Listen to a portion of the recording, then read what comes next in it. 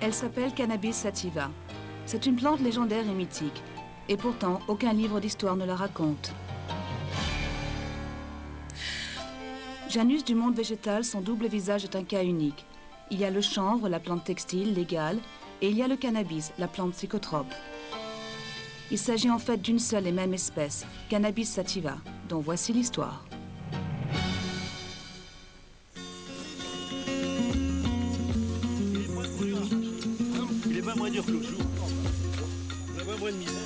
La scène se passe dans l'ouest de la France, près du Mans. Depuis des siècles, on y cultive le chanvre aussi bien pour son utilisation domestique qu'industrielle. Les fermiers ont conservé l'ancestrale méthode de travail appelée ruissage. Elle permet de fabriquer des cordages, câbles et voiles qui résistent à l'eau. Pour assouplir les tiges et en séparer plus facilement les fibres, le chanvre est d'abord imbibé d'eau avant d'être séché dans les champs.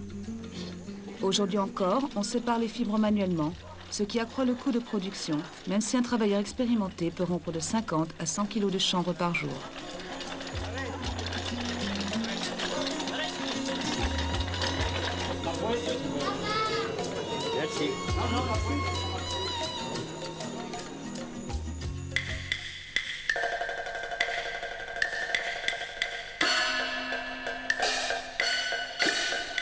Le cannabis sativa est une des plantes les plus anciennement cultivées par l'homme. Le travail du chanvre était déjà développé en Chine 10 000 ans avant Jésus-Christ. On a d'abord récolté les graines pour se nourrir, puis on a découvert qu'en brisant la tige, on pouvait en retirer des fibres pour faire du papier, des filets de pêche ou même du textile. Les habitants de la Chine ancienne appelaient leur terre le pays du chanvre et du mûrier. Les feuilles de mûrier étaient utilisées pour l'élevage des vers à soie, producteurs du pressé textile que seuls les riches et les puissants pouvaient s'offrir.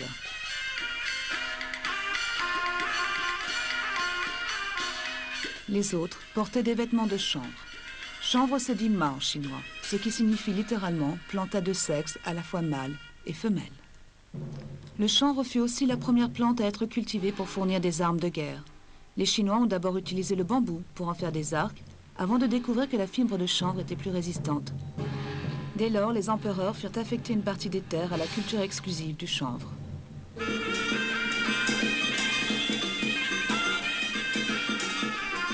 Arme de guerre, le chanvre servait également à la culture. Selon une légende ancienne, l'invention du papier chanvre serait due à Tsai Lun, scribe et eunuque de la cour impériale. Pour attirer l'attention de l'empereur sur son invention, Tsai Lun se fit passer pour mort. Il ordonna que du papier de chanvre soit brûlé autour de son cercueil, puis organisa sa propre résurrection et l'attribua au pouvoir de son invention.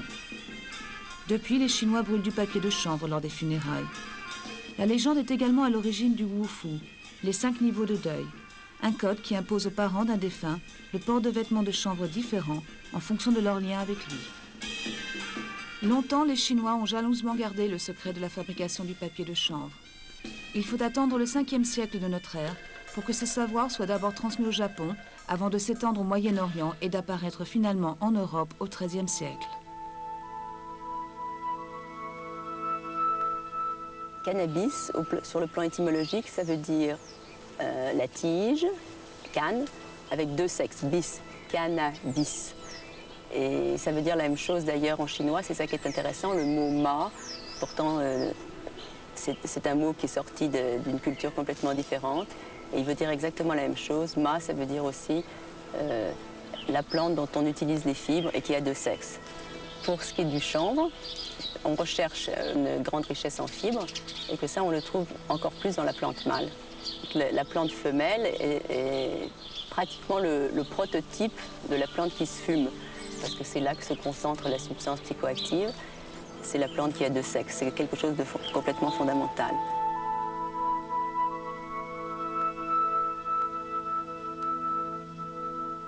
L'utilisation de la plante remonte au XVIIIe siècle avant Jésus-Christ, lorsque l'empereur Shen Nung fonda la médecine chinoise. On soignait les blessures de guerre en appliquant des feuilles de cannabis directement sur les plaies.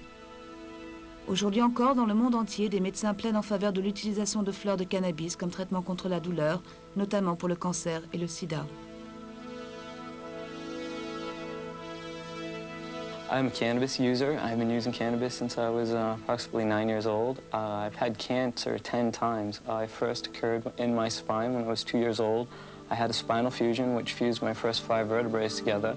I went on to have it from 2 to 10, 9 times in 8 years. It occurred once again when I was 15. We treated it with radiational therapy. Through the years, I've gone through radiational therapy, chemotherapy, and numerous forms of surgery.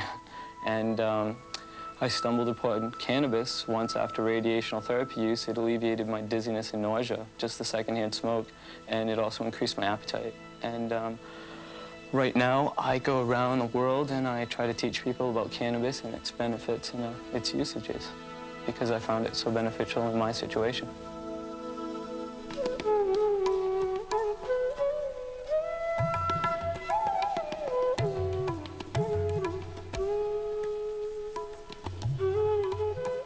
Le cannabis fut également cultivé sur les marges du continent indien, le Kazakhstan, Pakistan, Népal, Cachemire d'aujourd'hui.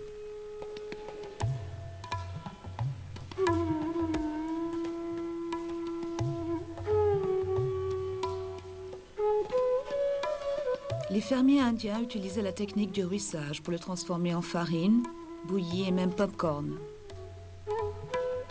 Les graines servaient aussi de nourriture et fournissaient une huile à faible teneur en acides gras.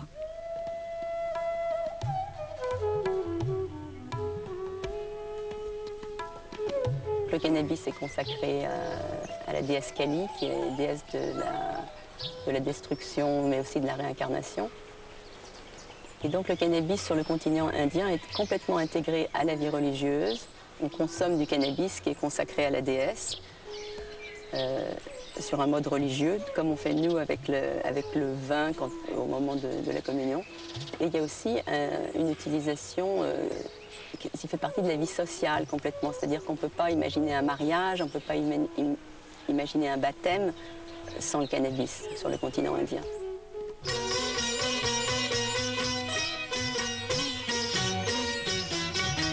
Hey man, try some of this. It's absolutely dynamite. Oh yeah?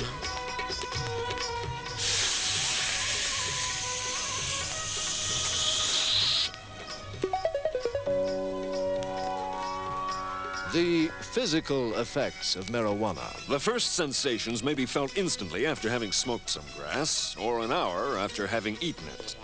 Usually, you creep slowly into a stoned condition, inch by inch, sliding upward, but if you've eaten it, the effects may come upon you suddenly and strike you full force in the middle Of a word.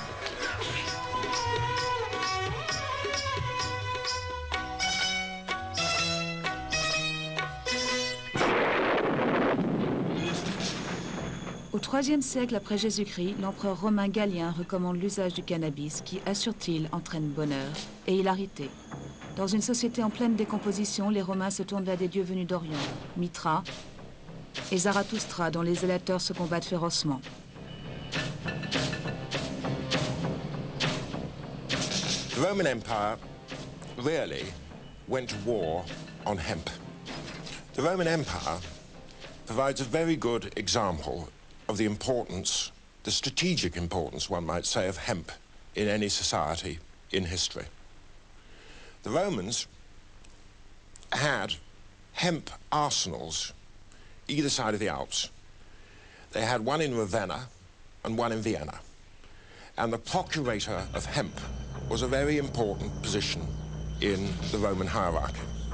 That is not to say that hemp was only used by the Romans to make war with. It had its place in all the aspects of hemp and all the aspects of fibers that you can imagine that it would have, i.e. it figured in clothing, shelter, food, defense, aggression, and medicine.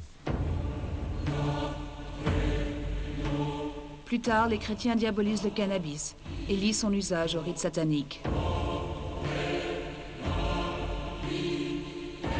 En 1484, le pape Innocent VIII déclare sacrilège la consommation de cannabis. Les connaissances de l'aspect psychotrope de la plante il semble que ça se soit perdu, en tout cas pour ce qui est des connaissances officielles, et que ça soit devenu en quelque sorte un savoir souterrain, que n'ont continué à détenir que les gens qui avaient vraiment une bonne connaissance des plantes et qui savaient les utiliser pour se soigner. Et les gens qui avaient une bonne connaissance des plantes, alors à l'époque ça ne leur réussissait pas forcément, puisque essentiellement c'était les sorcières. Enfin, on les a nommées sorcières, puisque elles avaient accès à des pouvoirs qui dépassaient l'entendement de beaucoup de gens.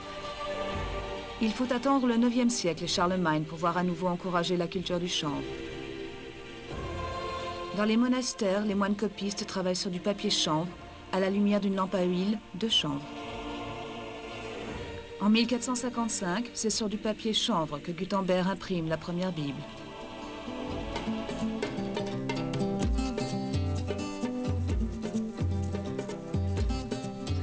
Here we go.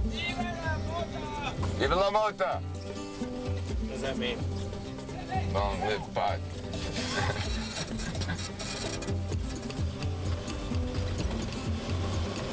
I have a good background and good education. I have 10 years of college, master's degree in biology, and 4 years in the School of Public Health at UCLA. So I started putting together a museum. Slowly people started giving me things they thought were hemp, and I looked around and found things that were historical. There was a can of hemp seed oil varnish here, and hemp Bible there that I've accumulated, 100-year-old flag, and so on. This is an ongoing educational process. I'm learning every day more and more things. People tell me things about hemp while I'm at the museum, so it's very instructive. My mother's a good example. When I learned the hemp stuff, I came to her and told her, and she says, no, it couldn't be the same plant. I know what hemp is. She's in her 80s now. I said, sorry. Gave her the book, and she's a believer now.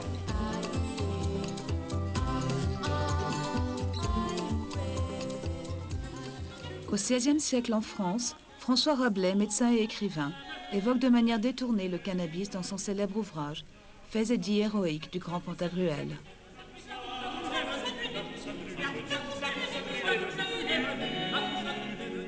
D'une manière générale, il appréciait tellement le cannabis qu'il l'a nommé, d'après son héros Pantagruel, il l'a nommé Pantagruelion. Le cannabis, pour Rabelais, c'est Pantagruelion. Et c'est une plante aux vertus si admirables, comme il le disait, que selon lui, si les plantes avaient dû élire un roi, elles auraient choisi un roi de bois, comme il dit, elles auraient choisi d'élire le cannabis, comme la reine des plantes.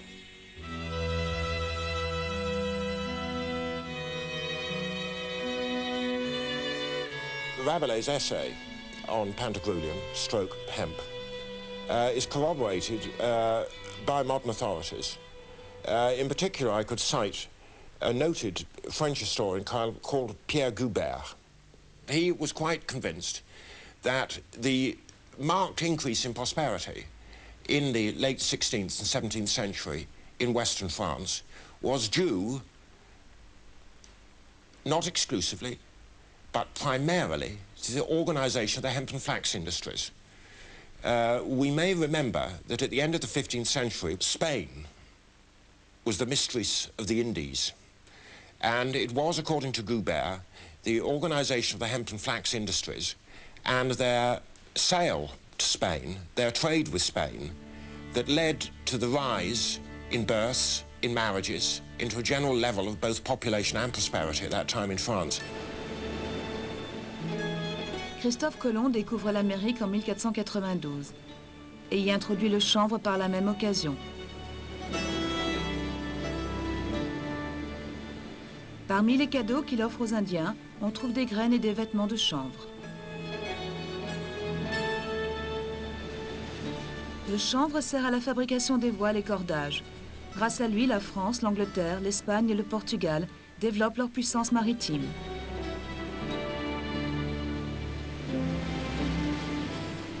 En 1620, le Mayflower transporte les colons anglais qui vont conquérir l'Amérique.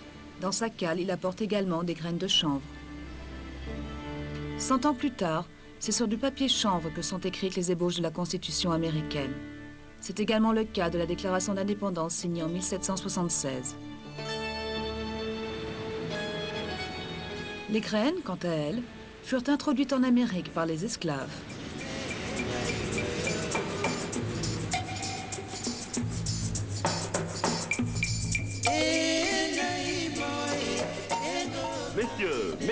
Messieurs, voici un jeune homme en bonne santé, fort robuste, excellent travailleur.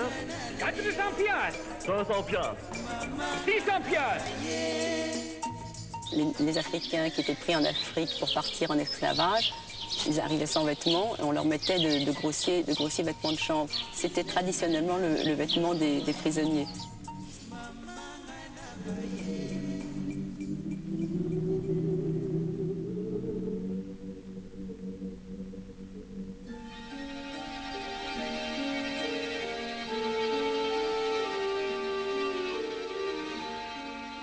L'Occident a redécouvert le cannabis, ou du moins les utilisations psychotropes du cannabis dont on avait été coupé pendant plusieurs siècles, pendant les campagnes colonisatrices qui nous ont mis en contact avec d'autres cultures. C'est-à-dire que les Anglais l'ont redécouvert en Inde et les Français l'ont redécouvert en Afrique du Nord. Et quand Bonaparte a fait la campagne d'Égypte, il s'est passé ceci, que les soldats, en rentrant chez eux, ont rapporté des souvenirs du pays, dont du hashish. Et l'histoire moderne du hashish en France remonte à la campagne d'Égypte de Napoléon. Et Bonaparte a failli être assassiné par un Égyptien qui, justement, avait consommé du hashish. Donc, d'emblée, on était dans la note qui allait caractériser nos rapports avec le hashish, c'est-à-dire que d'emblée, Napoléon l'a fait interdire en Égypte. Il y a une théorie qui a longtemps traîné en France et qu'on entend encore parfois citer, et ce serait que le mot assassin serait lié étymologiquement au mot hachichin. Alors si on regarde vraiment de près cette histoire, ce qui est intéressant, c'est qu'en fait on n'a vraiment aucune raison de penser que ça soit lié sur le plan étymologique. Néanmoins, on s'en est servi comme d'un argument pour discréditer le cannabis. Et c'est ça qui est intéressant très souvent. On peut retrouver ça par exemple avec le mythe de l'escalade. Très souvent, l'Occident a fait des contorsions mentales pour arriver à prouver que le cannabis était vraiment dangereux.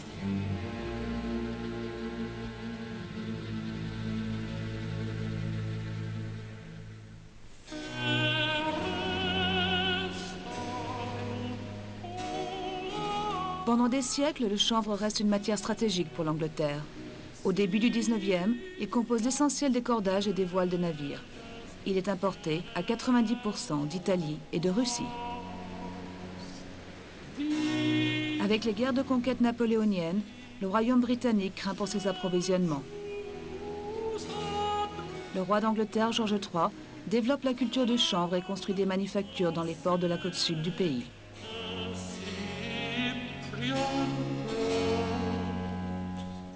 Now, Bridport is a most remarkable seaport. It has been making, growing, manufacturing hemp, flax, sailcloth, ropes, twines, nets of every conceivable description since time out of mind. And I use the phrase time out of mind because it was used in the charter by King John of 1213, where he wrote to the burgesses of Bridport and exhorted them night and day to make cables and ropes of every description. There were frequent wars with France, certainly from early medieval times, until, of course, Napoleonic Wars.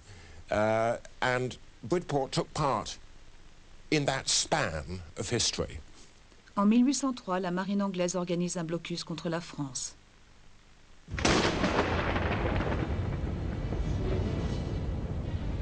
En réaction, Napoléon signe un accord avec le tsar Alexandre Ier.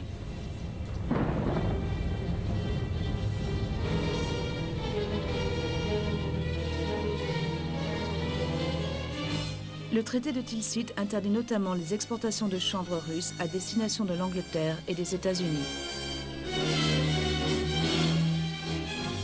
Malgré les protestations de Napoléon, Alexandre Ier laisse passer le chanvre en contrebande à destination de l'Angleterre.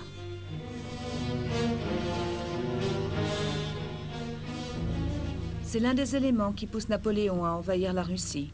Mais l'hiver précoce de 1812 oblige ses troupes à battre en retraite.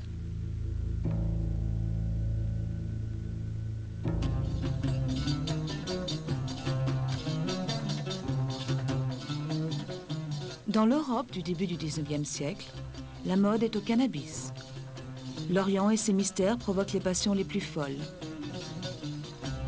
La vogue orientale influe sur les règles vestimentaires, la destination des voyages ou la décoration des intérieurs. Pour se conformer au goût du jour, on fume le hashish selon la méthode ancestrale de la pipao, également appelée mouka. À Paris, l'hôtel Pimaudan abritait le célèbre club des hashichins. Artistes et écrivains venaient y déguster la fameuse confiture du docteur Joseph Moreau de Tours. Parmi les plus célèbres, on compte Théophile Gautier, Eugène Delacroix, Charles Baudelaire, Alexandre Dumas, Gérard de Nerval.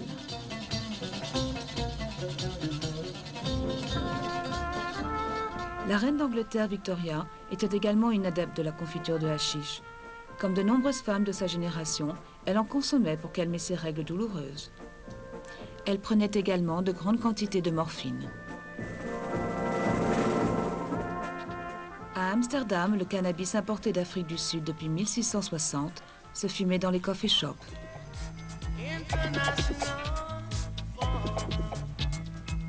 Une tradition qui se perpétue aujourd'hui.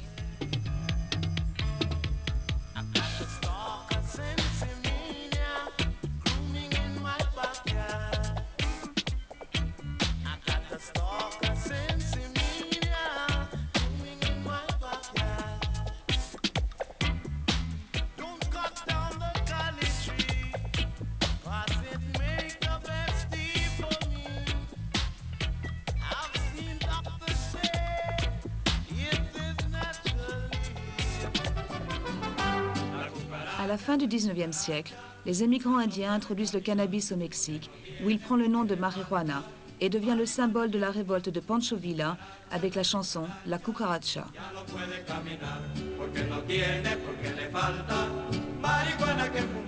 De leur côté, les fermiers mexicains reprennent à leur compte la méthode indienne du rouissage pour apprêter les fibres. Ils fabriquent toutes sortes de produits, des chapeaux aux sacs, en passant par les tapis.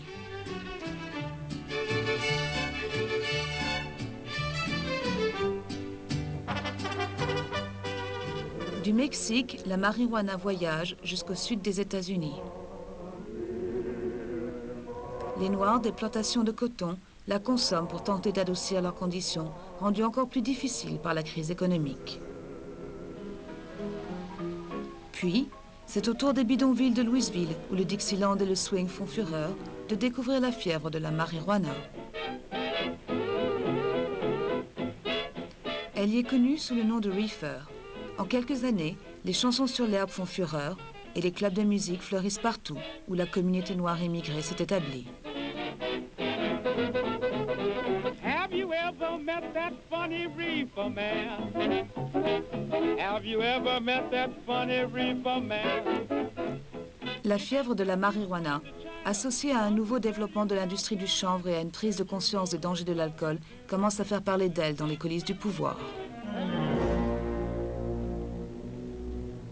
In 1911, New Orleans, and then Louisiana and Mississippi, and a couple of states along the Mississippi River outlawed marijuana. L'alcool commence à être reconnu comme un danger pour la société. Les femmes américaines forment un groupe de pression et réclament l'interdiction de la vente d'alcool. Viennent les années de la prohibition et leur cortège de violence. L'alcool est à nouveau légal en 1933.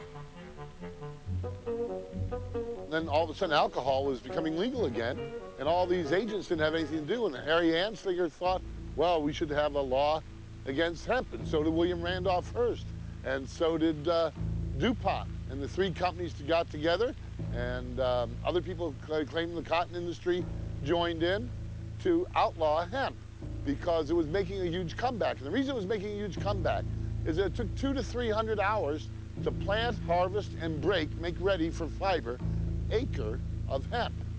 But all of a sudden, in the 30s, in the 1930s, that 200 or 300 man-hours per acre went down to 1 man-hour per acre. It was a better fiber than any other fiber and previous hemp fibers. And that was the beginning of the end of all fibers, as being the only synthetic nylon, which is the new synthetic, would have to make way for the reintroduction of hemp as an inexpensive fiber, as well as the strongest, the best, the longest lasting, and the softest fiber. The government of the United States outlawed a fiber and forced the rest of the world to swallow it. They swallowed the outlawing of the #1 fiber on Earth for 10,000 years until the 1930s, and then they outlawed it completely. La Chine, le pays du chanvre, fait partie du plan de conquête militaire japonais. But in official Tokyo, seat of an empire which for nearly a decade has been governed by its stern and ruthless military caste, there is more activity, more secret comings and goings than in many a year. The little men who command the world's third largest navy see in the South Pacific the richest of all colonial prizes. The Philippines, a group of 7,091 Pacific islands which, still under the protection of the U.S. flag, constitute the only major hazard to Japanese plans for new conquest in the war year of 1940.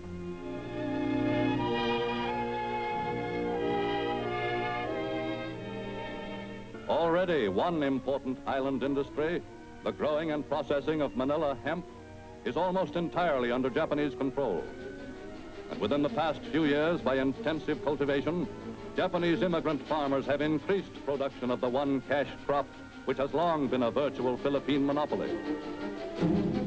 L'invasion de la Chine et des Philippines, deux pays gros producteurs de chanvre, provoque le début d'un rationnement. De son côté, comme d'autres grands chefs de guerre avant lui, Hitler prend conscience de l'importance stratégique du chanvre qui sert à la fabrication de nombreux textiles indispensables en temps de guerre. Lorsque les troupes allemandes envahissent la Russie en 1941, elles coupent l'accès du chanvre russe. L'Allemagne parvient à poursuivre sa production de chanvre, mais l'Angleterre est privée d'une fibre nécessaire à son effort de guerre. En 1942, les troupes allemandes atteignent le cœur de la Russie. Leur pays continue à produire le chanvre. Il permet à Hitler de préparer librement ses prochains mouvements militaires.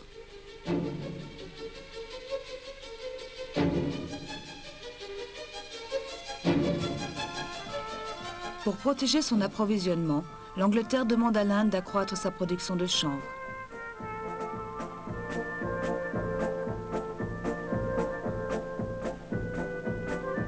Pendant ce temps, la guerre gagne du terrain au Japon. Within little more than a year, Japan, successfully employing once again the deceit and treachery which had so well served her in the past, had taken the final desperate plunge. Lorsque les Japonais bombardent Pearl Harbor et obligent ainsi les Américains à entrer en guerre, ceux-ci s'aperçoivent qu'ils n'ont plus accès à leurs sources d'approvisionnement en chanvre. Or, les forces armées dépendent complètement du chanvre pour les cordages, câbles et ficelles, ainsi que les chaussures, bottes et autres équipements divers. Le gouvernement américain décide alors de former une industrie de guerre pour le chanvre. Il relégalise la marijuana et distribue des graines à ses fermiers. Un film de propagande, Hemp for Victory, du chanvre pour la victoire, est même réalisé pour encourager cet effort de guerre.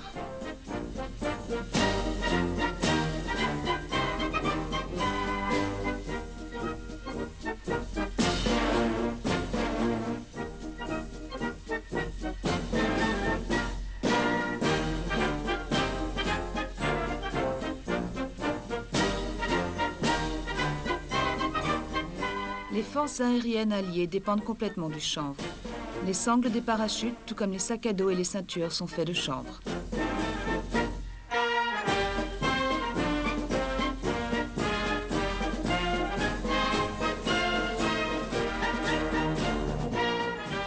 Une fois les Japonais chassés des Philippines par le général MacArthur, la production de chanvre retrouve son niveau d'avant-guerre.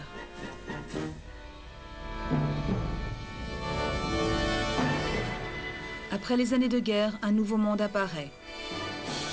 L'Inde obtient son indépendance.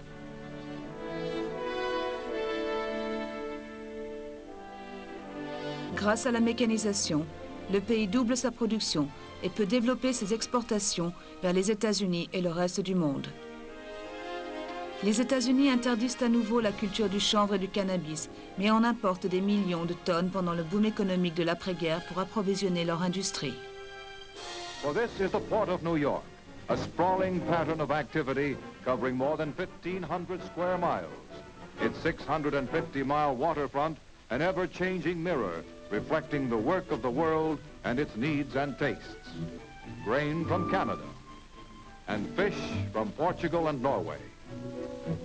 Tires from Akron, and hemp from India.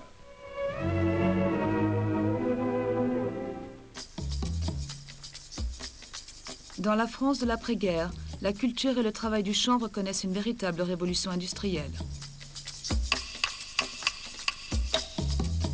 Ce qui est intéressant, c'est de se rendre compte qu'en France, on a continué à cultiver le chanvre malgré cette prohibition qui le frappait aux États-Unis. Aux États-Unis, en interdisant la marijuana, on a interdit le chanvre, on n'avait plus le droit d'en faire pousser. En France, on a continué à en faire pousser. La France était une nation très rurale à l'époque, elle est restée jusque dans les années 50. Et donc, on a continué à faire du chanvre. Et ce qui s'est passé là, c'est que les fibres synthétiques ont pris un tel développement que même en France, c'est-à-dire dans un pays où on avait encore le droit d'en faire pousser, le chanvre a néanmoins connu un déclin très important jusqu'à ce que l'industrie textile du chanvre meure de sa belle mort à la fin des années 60. Dans les années 60, la génération des hippies lance un mouvement mondial en faveur de la légalisation du cannabis. Sa consommation est encouragée par les vedettes du rock anglais et américain. Les Beatles, John Lennon en tête, bouleversent l'Angleterre bien pensante avec leur message ouvertement pro-cannabis. Lorsque les Rolling Stones, Mick Jagger et Brian Jones sont arrêtés pour possession de cannabis, ils sortent une chanson, We Love You, une réponse en pied de nez aux représentants de la loi. Modern art, there's nothing in it. When you're told things, you sit down with a sigh of relief. Thank God I don't have to learn, I don't have to travel, I don't have to exert myself in the slightest. I am what I am. Youth is youth, pop is pop. There's no need to progress, there's no need to do anything. You have to sit down, smoke our marijuana, an admirable thing in itself, but not the end of anything. You have to listen to our records, and life has become a single moment. A single moment is eternity. With God, finis.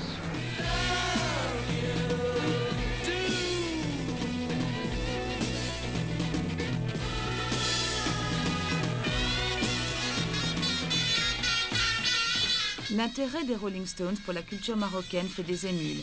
Ils créent ainsi une alternative à la mode de l'Inde et des Beatles. Désormais, c'est vers le Maroc que les hippies prennent la route. Vous voyez ces quelques champs qu'il y a dans la montagne, c'est du kiff. Et à Ketama, vous ne trouverez pas d'autre culture parce que c'est la seule chose qui pousse. Vous voyez comme ça pousse bien, même devant l'hôtel vous en trouvez. Je pense que si Ketama avait un blason à choisir, ce serait certainement la fleur de kiff.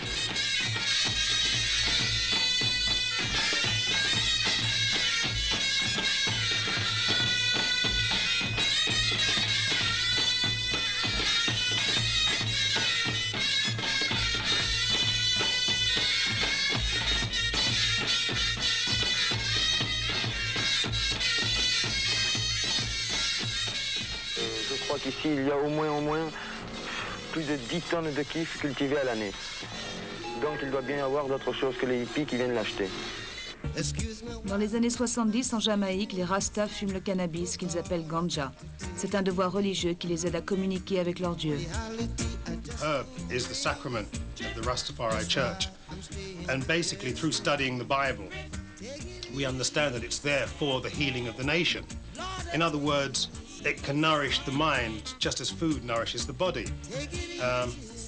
It's like a key that can open certain aspects of your mind. And the brain needs feeding just as the rest of your body does. But for me personally, it seems to tune you into a certain wavelength that you can't reach without it. Although I do understand that through certain meditations, one can achieve these heights without smoking herb or taking any other drugs. But in the 20th century, I personally don't have the time, so it's like a shortcut to get to this place to help you be creative. And another thing I find really interesting about weed is how through the smoking of it or trying to acquire it, it brings together people of different classes, backgrounds, cultures.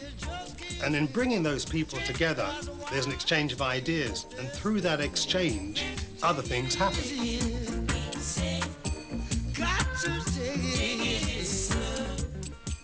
Toujours dans les années 70, le cannabis est légalisé à Amsterdam. Ben Dronkers devient ainsi le premier producteur légal de marijuana, millionnaire. Hello, my name is Ben Dronkers. I welcome you in the Cannabis Castle and have a look in the Sensi Sea.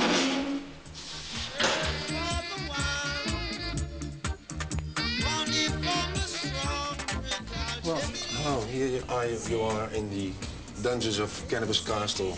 Sensi Seeds Bank grow rooms. This is where it happens for the last about 14 years that we grow all kind of new varieties that are well known, like Northern Lights, Skunk No. 1, Big Bud, Haze, and of course also the new variety Jack Herer, what we're going to produce this year on the market. Here we find different varieties that me and my colleagues, we tested out by once in a while looking at the plants and try them out. In that sense, it's a wall where people can always look and go back to and say this variety had a certain smell or a certain aroma. Quality is very important, and it's the most important factor where we look at. Always people think also about quantities of material you can harvest, and of course it's very difficult to have a balance. You find plants with very large, big buds, and you find plants with smaller buds. But even the plants like this that have a very small bud is one of our basic plants we have for the breeding of many of the strong varieties that you can see on this side. That means that some of the strengths and some of the important potency we always try to bring back in one variety, and that is the variety that people buy in the shop. And that is the importance of good seed, is like any farmer could know that that's the start, and then you end up with some good materials. The Sensi Seed Bank grows the best marijuana seeds in the world, I think, for many years. Also, we want to make the best hemp seeds from the world, and we're working very hard on that. For that, we made a new company that's called Hempflex, and Hempflex produced in the north of Holland on this moment, last year, 140 hectares of hemp, and coming year we want to go to 1,500 hectares. That is the minimum we want to do, and for sure later on we will have to do more.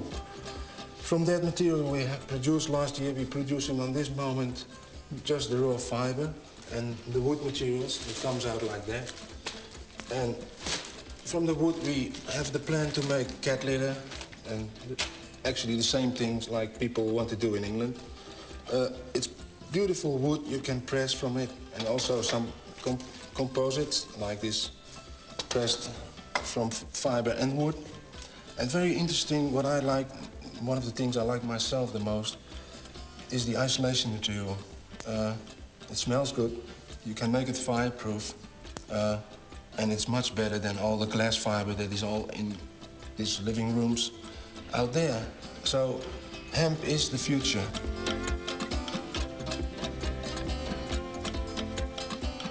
Le chanvre est une culture qui se fait à partir d'un contrat. Le contrat nous est donné par un industriel en relation avec notre fédération des producteurs de chanvre, et à partir de là, il est possible de cultiver du chanvre. Donc les enlèvements de chanvre se font chaque année vers le mois de mai et la récolte se fait aux environs du 1er septembre. En France, les graines produites dans la région du Mans contiennent un taux d'agents toxiques très faible. Il y a une législation qui est très précise et qui dit que l'on doit employer des variétés de chanvre qui ont subi des tests, et en particulier du point de vue de la production de drogue, qui sont exempts de drogue. Elles doivent avoir un fort potentiel agricole, d'une part, mais aussi avoir, disons, un taux de drogue qui est extrêmement faible.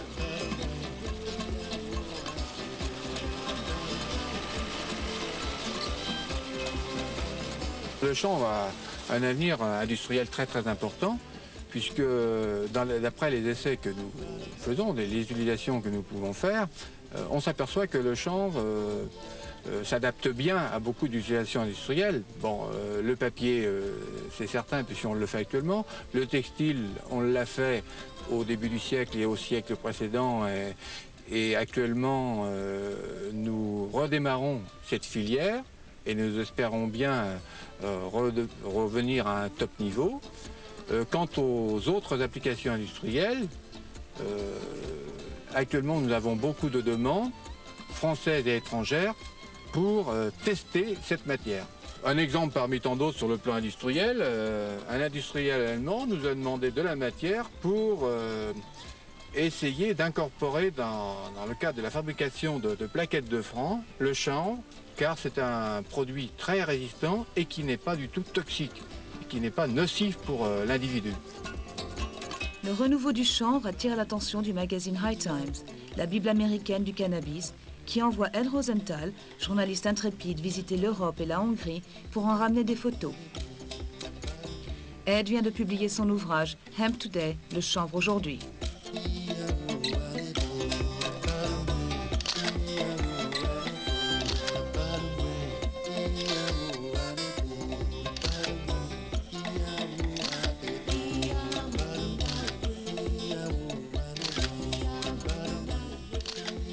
En 1992, les médias britanniques font leur gros titre sur la première récolte légale de chanvre depuis 70 ans en Angleterre. We're often asked whether people can get high from this because obviously people see it as being cannabis, marijuana. We prefer to call it hemp.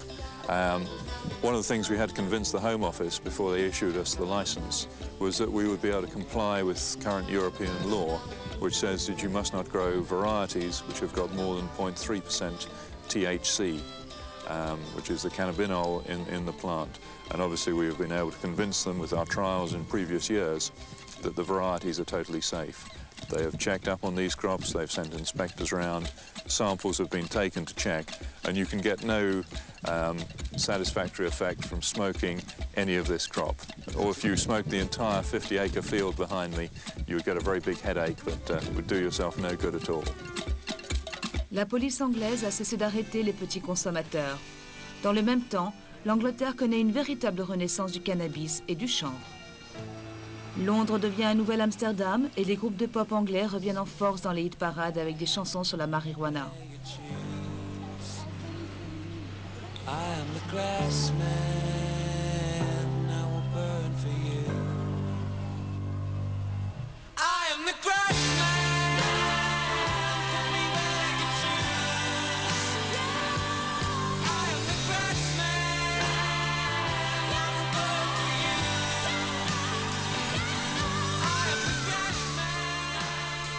La prise de conscience écologique qui a suivi cette mode du cannabis est à l'origine de l'apparition en Europe d'un marché de vêtements et de produits de toutes sortes.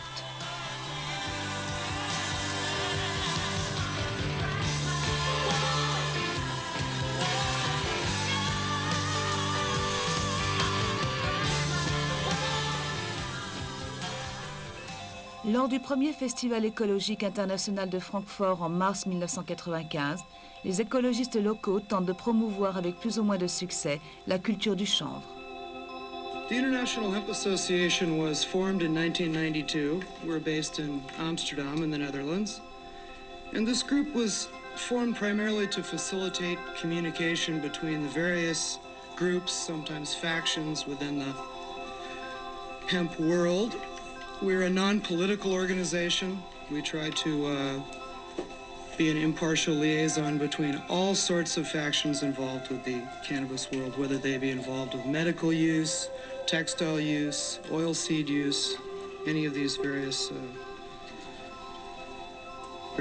uses for hemp. Aux abords de la conférence, une exposition commerciale vante les bienfaits du chanvre et du cannabis. En Allemagne, depuis la dépénalisation du cannabis en mars 1995, le chanvre est en train de devenir une culture à la mode dans le petit monde des producteurs écologiques. It's 100% natural cosmetic done of the basis of hemp oil. For example, we make this shampoo. It's a composition with hemp soap and the hair balm that they use it in combination with the shampoo, the best results gives. We have a perfume since more than 1 year in the market, a lip balm, care cream, and the soft soap. Also es ist eine riesige Hanfbewegung ausgebrochen durch das Buch, was eben vom Hanfhaus rausgegeben worden ist. In Deutschland ist es im Moment so populär, dass uns der deutsche Markt reicht. Wir haben Textilien aus Osteuropa, aus Ungarn, aus Rumänien, ganz wenig aus China, weil wir mit der Qualität noch nicht zufrieden sind und haben auch eigene Stoffe, die wir in Deutschland selbst herstellen lassen. Also ich hoffe, dass es dahin kommt, dass wir in Deutschland auch anbauen dürfen, weil es gibt viele Länder in Europa, die schon anbauen dürfen. Nur in Deutschland ist eben noch sehr viel Bürokratie am Werk, ja, und deshalb darf man hier noch nicht anbauen. Aber ich denke, es wird dahin führen, dass wir es auch hier anbauen dürfen. Evolution attempts to get more hemp grown, produced, and sold all around the world, and we do that in a variety of ways. Our pride and joy, the project that we take the most satisfaction in, is the development of the first hemp jeans, the first 100% hemp blue jeans since Levi Strauss first made them in the 1860s.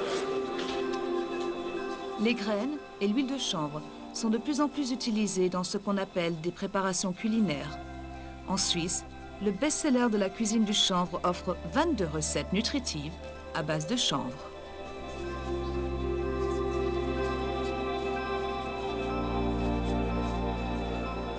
My name is Matthias Bröckers.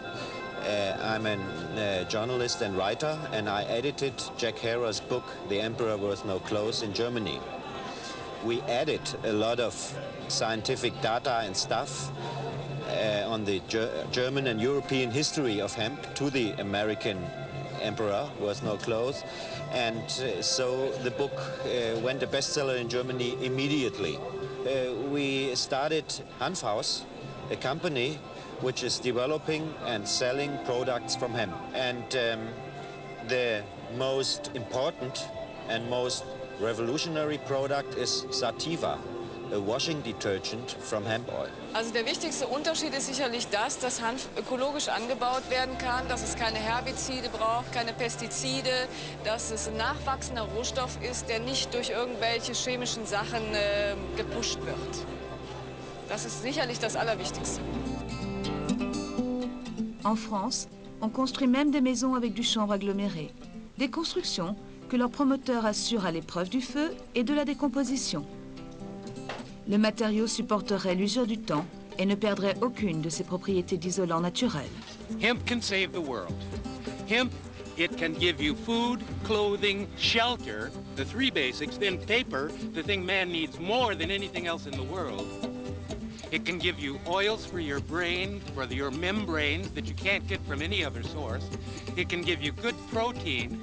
It can give you all the benefits that the ingenuity of the mind of man can conceive of. It can do that easily because of the enthusiasm that people will have toward a whole new industrial set of tinker toys to balance against the tinker toys of oil.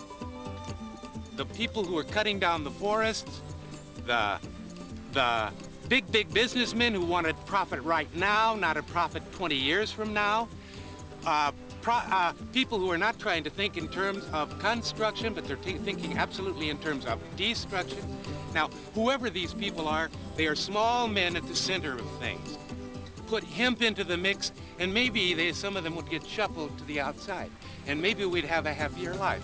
Anyway, as a science fiction writer, I tell you that hemp is an excitement to me because it's like the miracle ingredient, newly discovered but ancient as time, that can solve all the problems.